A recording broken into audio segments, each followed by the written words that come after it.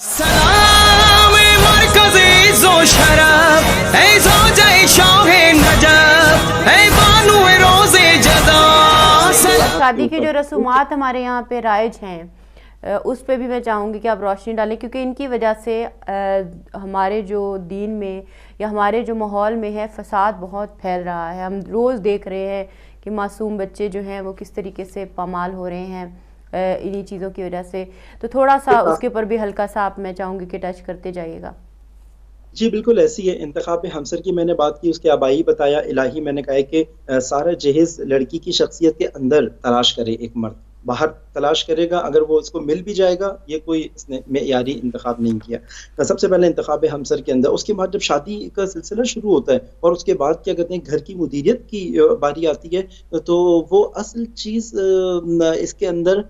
ہونی چاہیے تھا تحمل۔ یہ دو معصومین کی شادی نہیں ہوئی ہے، یہ ایسے افراد کی شادی ہوئی ہے جو دونوں طرف بہرحال ایک کمی کاستی رکھتے ہیں اور ان سے غلطیاں بھی سرزد ہوں گی، اور ان کی زندگی کے اندر ان چیزوں کی مدیریت مینجمنٹ کی ضرورت ہے، نہ کہ ہر ایشو کے اوپر آبائی کیا ہے فوراً لڑکی گھر میں جا کے بیٹھ جائے، فوراً اس کے اپنے لیے انا کا مسئلہ بنا لے۔ اور آبائی طریقہ کار کیا ہوتا ہے کہ باقاعدہ دو خاندان ایک دوسرے سے جنگ لڑ رہے ہوتے ہیں، وہاں پہ ایک فوج ہوتی ہے اس کے پیچھے، یہاں پہ ایک فوج ہوتی ہے اس کے پیچھے، جبکہ الہی زندگی کے اندر اتنی مداخلت کا حق شادی کے اندر حاصل نہیں ہونا چاہیے۔ الہی اقدار یہ ہیں، یہ دونوں ایک دوسرے کا لباس ہیں، ہم راز ہیں، ایک دوسرے کی عزتوں کا، ایک دوسرے کے امین ہیں یہ افراد۔ اگر گھر میں کوئی ناچاکی کوئی چیز ہوتی بھی ہے، یہ دونوں آپس میں طے کریں گے۔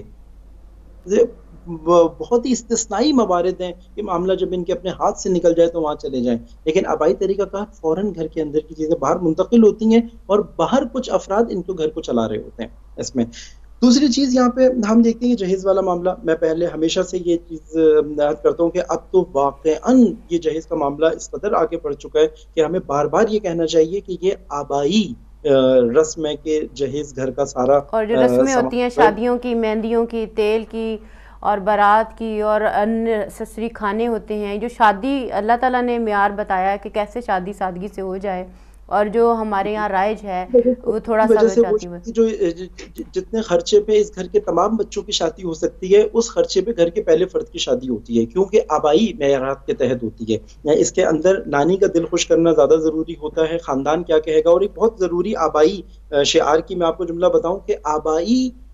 طرز زندگی کے اندر خوف خدا کی جگہ کے اوپر خوف عوام ہوتا ہے، خوف مردوں میں خوف الناس ہوتا ہے، خوف خدا کی جانب پہ کہ لوگ کیا کہیں گے، اگر میں نے یہ کیا تو لوگ کیا کہیں گے، اگر میں نے وہ کیا تو لوگ کیا کہیں گے۔ جبکہ خوف خدا الہی معیار کے اندر ہر کام کے اندر یہ دیکھنا خوشنودی الہی کس میں ہے،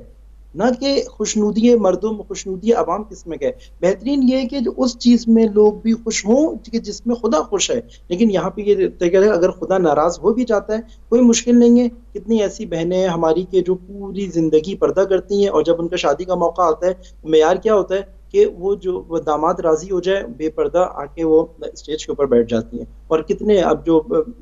ہیں شادی کی محافل کی چیزیں کہ جس کے اندر ہماری خواہش یہ ہوتی ہے کہ امام تشریف لے کر آئیں، بیوی تشریف لے کر آئیں، لیکن اس کا ماحول کسی بھی طرح سے معیاری نہیں ہوتا کہ اہل بیت اطہار اس شادی کے اندر شریک ہو سکیں۔ جس قسم کا اصراف اس شادیوں میں ہوتا ہے آبائی اقدار میں، جس قسم کی پہناؤ خواتین کو اس کے اندر ہوتا ہے، اور جس قسم کی آرائش اس شادی کے اندر ہوتی ہے، اور مخلوط شادیاں کرنا اور جس کے اندر مکس گیدرنگ کی فضا کا آنا، یہ سب وہ آبائی انداز ہیں۔ اور سب سے بری چیز یہ ہے کہ اس پر عکس العمل نہیں دکھایا جا رہا۔ جس سے بولیں کہ آپ اس کے حوالے سے بات کریں، وہ یہ کہتے ہیں کہ نہیں لوگ کیا کہیں گے۔ آپ اپنی شادی کو کم از کم ان چیزوں سے بچائیں، کہیں گے نہیں ہماری نانی ناراض ہو جائیں گی، ہماری دادی ناراض ہو جائیں گی، ہمارے خالو شادی میں نہیں آئیں گے۔ یعنی اس کو امام زمانہ کے مقابل میں سب لوگ اپنی شادی میں چاہیے۔